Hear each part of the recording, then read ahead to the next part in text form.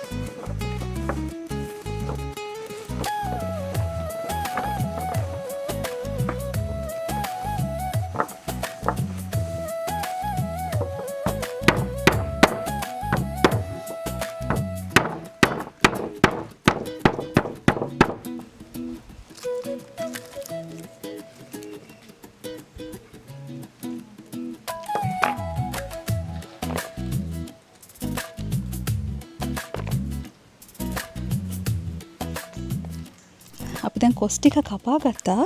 ඊකට මොකද්ද කරන්න හිතාගෙන ඉන්නේ? දැන් මේ දෙකම හොදලා පහේ ටික දාන්න ඕනි.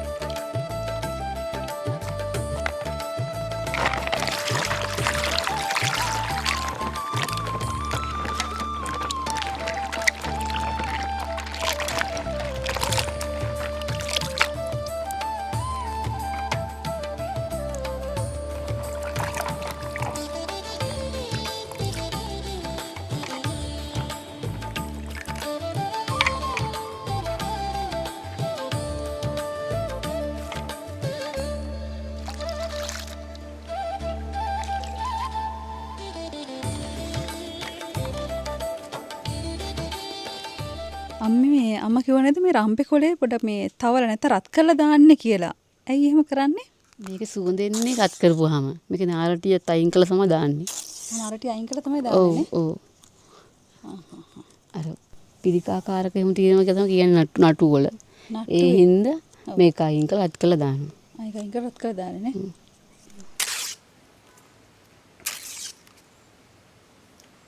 මේ තියෙන්නේ රත් කරපු රම්පකොලි. මේ රත් කරගත්ත රම්පා. මේ කරපිංචා. මේ අමු මිරිස්. සුදු ලූණු. රතු ලූණු.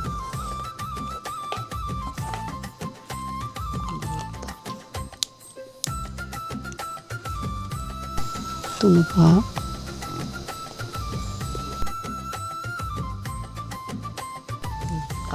කහ කුඩු.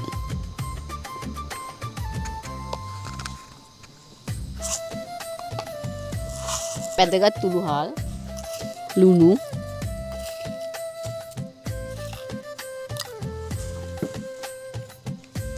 උම්මලකඩ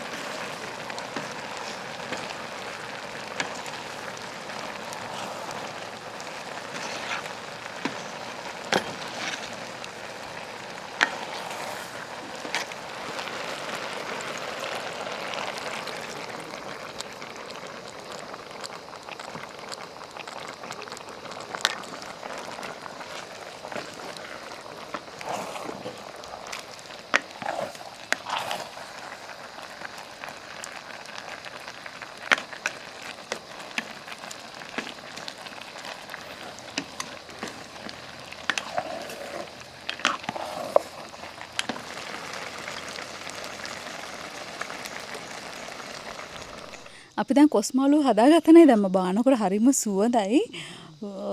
අපි දැන් මේ මොකද්ද කරන්න යන්නේ? මේ තෙල් දාන්න හදන්නේ කුස්තිකට දැන් කොස් මාළුකට. මොනවද අපි එකට ගන්නෙ? අබ්බ කරපිංච සුදු ලූණු වතු ලූණු වියලි මිරිස්.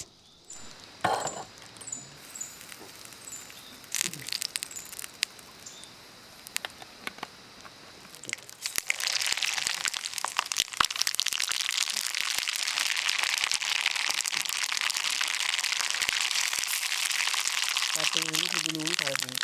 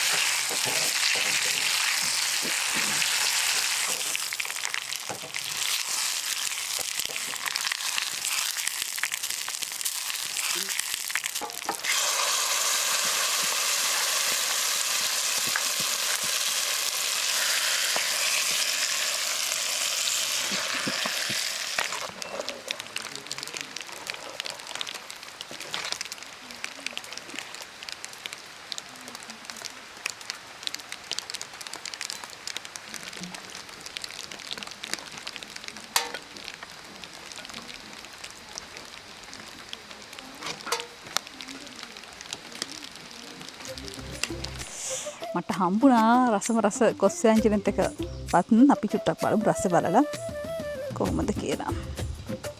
මේක නිකන් කන්න ආසයි.